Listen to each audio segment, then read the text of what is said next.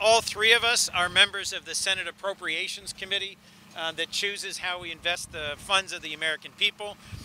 We are so grateful for the chance to visit this air base, which for a decade has been a site of a close partnership between the United States and the Polish Armed Forces and the people of Poland. We are so grateful for the close and long partnership, the alliance between the United States and Poland. Yesterday we met with the President, with the Defense Minister, with the Marshal of the Senate in this particularly important and urgent moment in our long-standing alliance to reinforce the American people's commitment to the security of NATO. As our President Joe Biden recently said, we are committed to defending every inch of NATO territory, and the joint missions being flown here, the combat air patrols being flown here by F-15s and F-16s by American pilots and Polish pilots is just one of many examples of the close integration of the United States military with our Polish partners.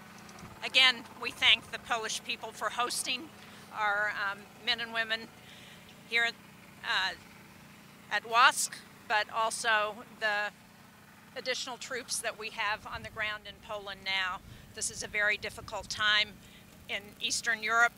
We are very committed to the NATO alliance, and I think it's very important to send the message to Vladimir Putin and the Russian aggressors that we stand together and we will defend all of the NATO countries.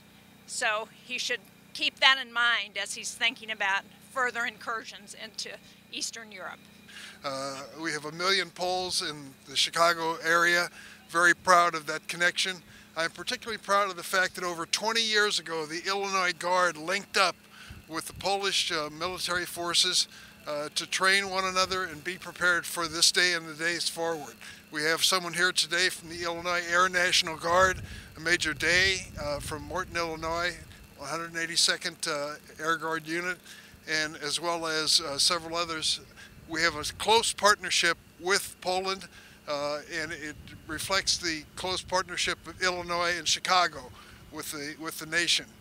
I will just say this: I am so proud to be here today and believe that our state and our nation are standing arm in arm with the Polish people to make sure that their future is solid, that the NATO alliance holds, that it's there when we need it. And that's a message for the world to hear, and especially one fellow from Russia who doesn't seem to quite understand. We believe in freedom. We believe nations should have their own future, and he cannot control them. What he is threatening to do in Ukraine is outrageous. It is outrageous. I have a special connection in a way too. My mother was born in Lithuania, not that far from here, in Jurbarkas. And I know what the Baltic states are feeling and Poland is feeling as Putin and his aggression threatens them as well. We are going to stand solid together in the NATO alliance, and what you see behind me with these airplanes, F-15s and F-16s, really represents the best of our technology coming to defend our NATO allies and Poland's future. It is an honor to be with you today.